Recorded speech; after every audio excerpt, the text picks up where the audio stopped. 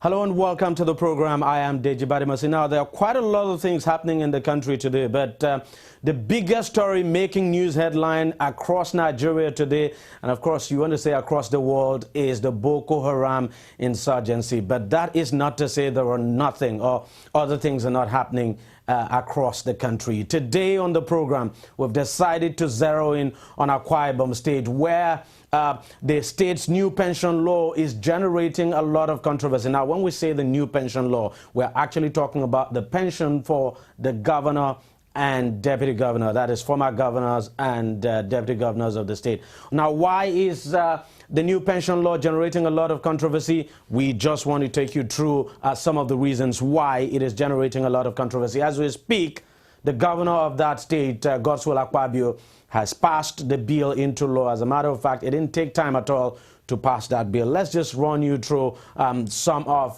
the process. Now, it actually took a very short time. As a matter of fact, about 13 days to pass the bill. That's from the making of the bill up to the passage of the bill. Now, let us look at what the controversial pension scheme now, pension for the governor and of course his deputy contains.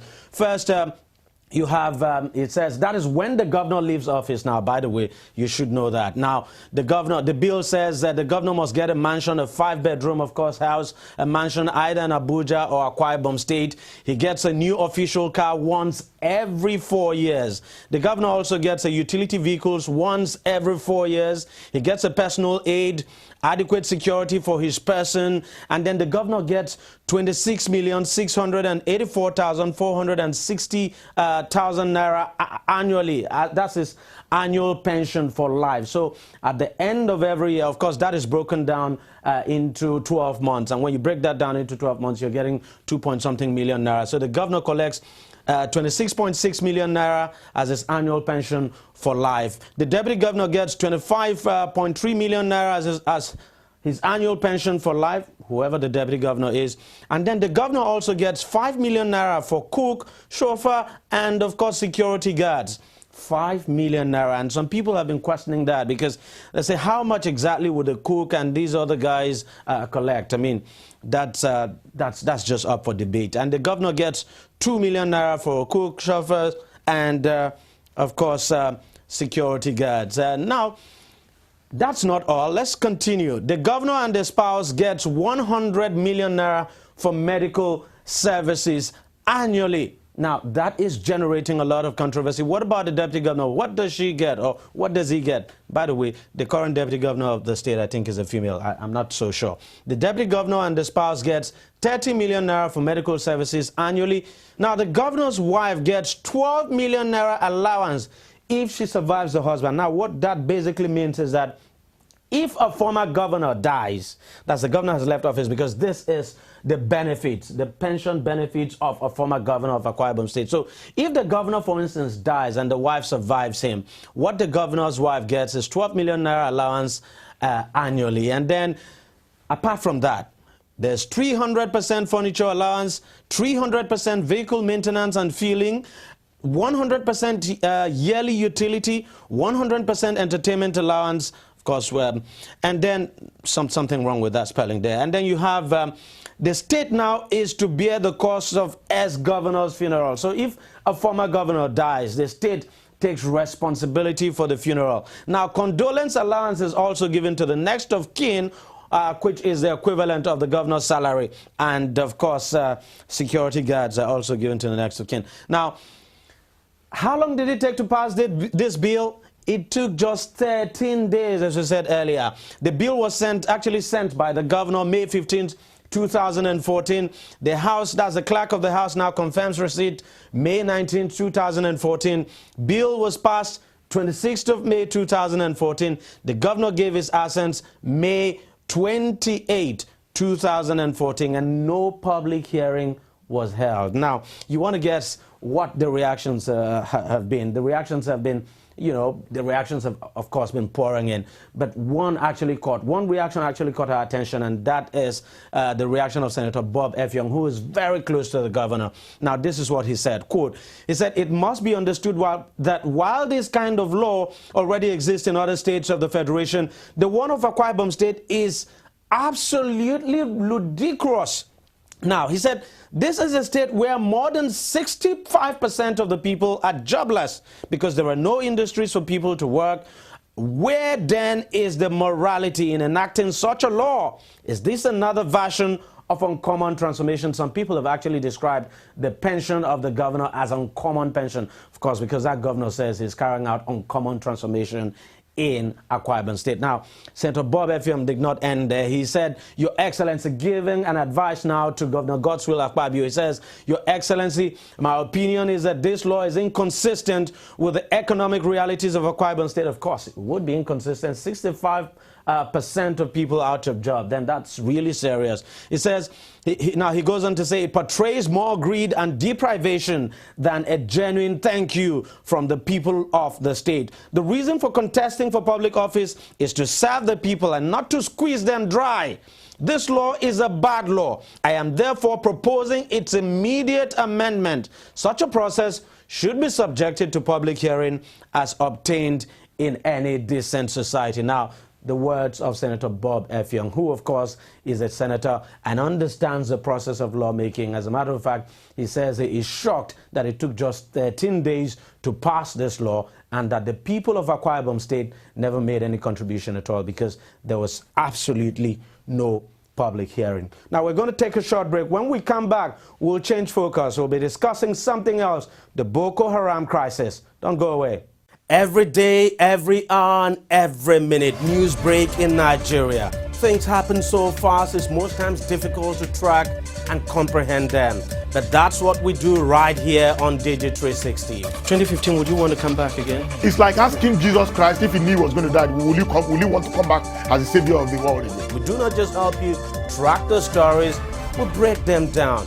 Explore all the angles, analyze the issues so that you can fully comprehend the stories and use them to make the right decisions.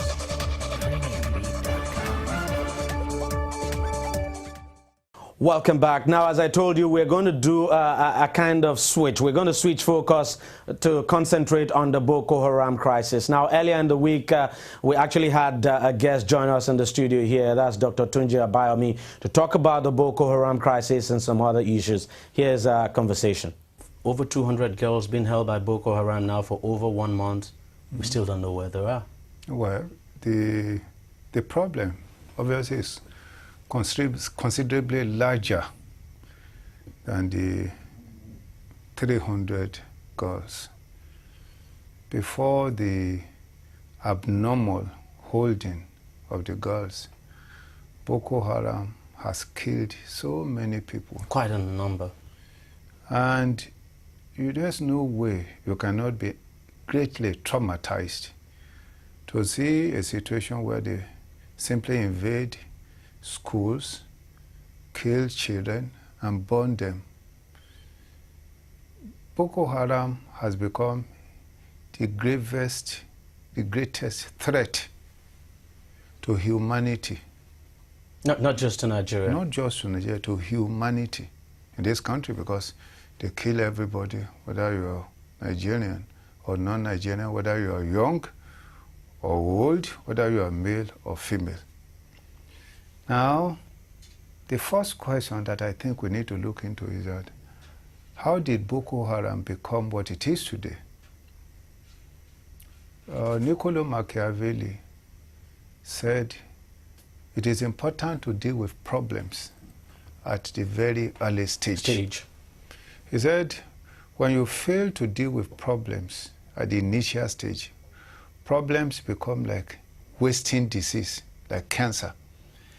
At the early stage, it is difficult to detect, but easy to cure. But when it gets to the late stage, it now becomes easy to detect, but difficult to cure, because it has metastasized. That is exactly what has happened in this country. Serious governments in serious countries, what they do is to see into the future. They are like King Arthur. This is the time of King Arthur, when we must reach the skies. They look into the skies. They look into the future. They make projections. We never made projections in our case when this whole thing started in 2000. We never did that. things started. Even in this country, a lot of our leaders, especially in the north, were actually encouraging this development, presumably in a presumption that they are protecting their religion. They don't understand that religion can be beneficial or can be destructive, depending on how you use it. That's why Karl Marx said religion is the opium of the masses. You have a situation where a lot of these people were going abroad to train. That's the first problem, and they were protected. Even some of our leaders were financing this whole extreme Islamism. That's the first thing. The second issue is, in our country, there is no, what you might call, identifiable citizen in Nigeria, especially in the northern part of this country.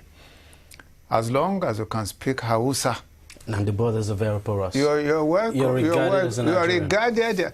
As a matter of fact, a whole lot of our leaders from the north were actually not Nigerian citizens. But they found their way, and because they are Muslims and they speak Hausa, they integrate and nobody questions what happens. Just as nobody questions what happens to Nigeria. So they keep coming. In fact, it becomes the normative, to the point that the border authorities became entirely useless. They don't even pay attention to that job anymore. It becomes a free-for-all. So now, we now have a situation where we are actually largely threatened by pseudo-Nigerians, so to say, and we are, on the other hand, threatened by the failure of leadership that ought to see beyond the tip of its nose, but failed to see. That is the problem that the nation faces today. The issue now is how do we now deal with it? And that's the next question. Yes. How do we deal with the problem? In my view, we've devised several strategies. Yes. We've used the carrot approach. Yes. It didn't work. As a matter of fact, the government set up a dialogue committee. The Boko Haram, rejected that committee. We've used force, and we're still using force, and it doesn't seem to be working. It's because the people they are just flooding. They are going to Boko Haram. A lot of young people that have no job. Some people simply find something. It's not even so much as much as, even it's just a question of relevance in life for lots of these people. When I was in detention in Jos prison in 1996, I was detained in my cell was German country. And in German country, there were hundreds, I think, close to over 100 young, vibrant northern youths. At that time, I predicted that there would be problem in the north and there will be problem in Nigeria. Obafemi Awolowo was said, until we solve the problem of the north, we're not going to solve the problem of Nigeria. Now, in my view, this nation, in order to advance, must go to the foundation of its existence and now reconstruct its hope for development, reorganize its people in a rational, sensible manner. Now, I have told again and again, and I have even addressed the so-called committee, Constitutional Amendment Committee of the Senate in Minna. One of the points I raise is that this nation has no constitution. That is the truth. We have never agreed on how we want to be governed. Well, the process is now going on to probably rectify that, we should say. That's the national conference. Even the national conference is problematic. How do you advance it? Like, I have a case in court now against the national conference. And why did I go to court? Now, if the president is going to be spending billions, close to 80 billion naira of public money without any enabling law, now, would you really consider a nation like that serious?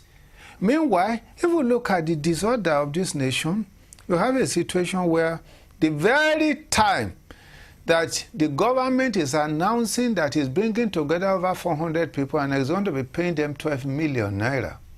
The children of the poor, they are at the stadium struggling for a job. In immigration. Immigration, a job that will pay them maybe a maximum of 50,000 naira. In the meantime, they are also dying in the process. Now, the very authority, the government that is supposed to protect them, supervise a situation where from each of those poor applicants, unemployed Nigerians, they collected 1,000 naira from each of them to give them jobs. For them merely to apply for a public job in their country. And in the process of that, they cannot even organize it in order to give them succor, some sense of minimum organization. So they died in the process. And the whole process has been cancelled. They have lost their money and they have lost hope. Meanwhile, the people that are so well fed are there in the national conference collecting 12 million per person, basically to talk something that is largely irrelevant, because if we follow their discussion, there is nothing they have discussed that is new. Or the highest achievement they have made so far is that they have altered the exclusive legislative list. That's all they have. The fundamental problem of the country, restructuring of this country, to agree on really how do we really want to form a nation, on what terms and conditions. For example, let me give a classical example. In this nation, we talk of federalism, and I keep asking them, when did the people of Nigeria agree on this type of federalism, and when did they disagree on confederalism? Now, you are talking of federalism, well, maybe it's suitable for America. America has the same religion, they have the same morality, they have the same language, they have the same culture. It's a different ballgame. In Nigeria, it's a completely different ballgame. What is even more interesting is that the providence places the different people of Nigeria in different zones. The Yoruba is there in the southwest, Igbo in the southeast, Ibio and so on and so forth, the Kanuri in the northeast, and so on and so forth. Essentially, nature created diversity and differences. Now, if we now want to form unity, should you not now sit down and agree on the terms that will bring you together instead of forced unity? Let us go back to this Boko Haram issue, because it's really quite disturbing and concerning. Yes. We were talking about how you think the government can deal with this problem. Yes. What exactly should the government be doing that it is not doing? The government presently needs to engage Boko Haram. That's the truth of the matter. They need to find a way to rationalize discussion with them. The proposal of Olusegun Obasanjo that is called carrot and stick and carrot, it should be explored, because as it is now, you have... The point is, who should government be negotiating with? I mean, the government has always said, well, we don't know these guys. No one has come out and say, look, we represent these guys and that we want to talk. And the government too, it would appear to some extent too, you could argue that has demonstrated its willingness to negotiate, but in the past. The Boko Haram responded. Well, the government is claiming it doesn't know that, but the journalists interview Boko Haram all the time. They talk to them, and they talk back to journalists. So some kind of, we must find a way. But the problem really for me is that we now are negotiating from a standpoint of weakness. And that is the problem. That is the problem, and that is even more threatening. So how do you handle that kind of situation? Threatening to the nation. These guys have over 200 girls with them. They've caused a lot of havoc. They've killed so many people. And you want to negotiate with them. Well, and as you said, we'll be negotiating with them from the point of... from this point of weakness. When I'm talking about negotiation, I'm not, of course, saying that we should concede. You know, the nation, the government must be a government. A nation must still be a nation. You must still maintain the security of the country. Luckily enough, some level of assistance is coming from the world, because the whole world now have gathered together to actually confront this Boko Haram. So my position is that you have to, first of all, defeat them. When you defeat them, you have to find a way. That's why I'm saying that you cannot negotiate from the standpoint of weakness. The reason why negotiation is crucial is when the nation, when the world leaves us, then what happens? The world will help us now in order to curtail and contain Boko Haram. Now, once we do that, we must go to the next stage. When we know that we have conquered Boko Haram with the help of the world, we then discuss with them, you know, to improve in the relation, the security of this country. I think this is the only way we can do it. Right now, we've got a situation where we don't really, they're just all over the place, so to say. You know, I was watching a BBC, I think it's even BBC or CNN recently, just a few days ago, in which a Boko Haram said they are everywhere, they are in the military, they are everywhere, so to say. And the problem is, of course, complicated by the religion, a presumption that, you know, if you kill, you are serving a God. That's where we are. And then when you are now guided by religion, the problem becomes manifestly more complicated, because you are not subject to the human rationality, but some kind of unseen God that tells you to do what you believe is his will. Do you think we can ever defeat Boko Haram? I think we can. I think we can. I mean, it's not the first place where this kind of situation is arising. America dealt with one problem. India is confronting it. Pakistan is doing relatively okay. We're not saying that perhaps the problem we see emerge occasionally, but not sufficiently to threaten the corporate existence of the entire nation. I think we can contain it, we can defeat it by bringing it down considerably. But it must be pretty damaging for the Nigerian military. I mean, that this is happening and it cannot check it. It has to call for foreign assistance. The problem is very much more complex for the military.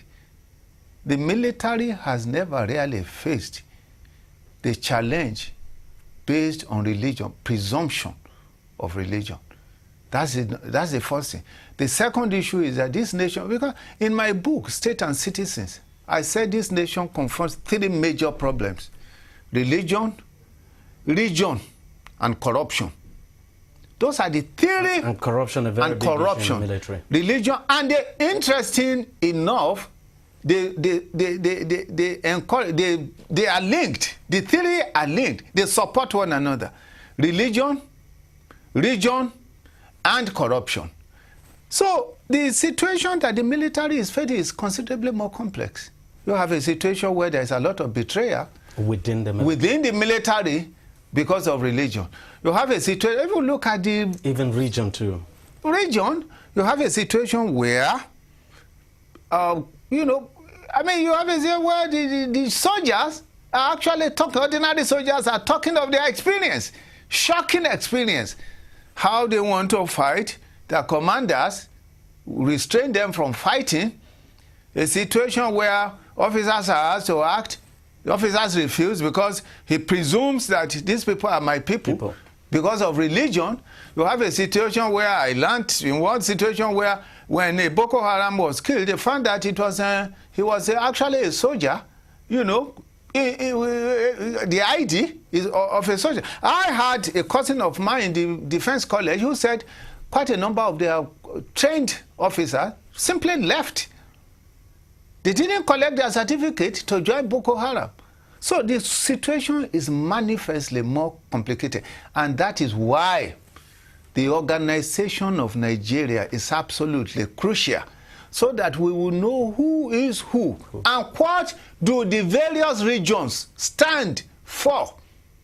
So if, for example, in some parts of, Nigeria, they want Sharia law, Which So be it to them. so let them continue with their Sharia law. Some don't want education and some want education. So those who want illiteracy, they can continue with their illiteracy as long as they don't disturb those who want education and want to advance. But the situation we have now is that we are all put together and we are all facing the problems that are actually not material to some other parts of the country. The entire nation and the entire citizenship is threatened by some negative ideals of part of the nation. Dr. Tunji Abayomi there speaking with me earlier in the week. Now that's it on the program. We thank you very much for watching, but do not forget, if you want to watch this program again, it's very simple. All you just need to do is you can follow us on our, of course, our website. It's tv360nigeria.com. There you have it. On YouTube, follow us also, youtube.com/TV360 Nigeria. And on Google+, it's actually TV360 Nigeria. Now on Facebook, we're just simply known as facebook.com/TV360 online. And our Twitter handle is at TV360 online. We thank you very much for watching. I'll see you again next week. I am DEJI360. Bye-bye.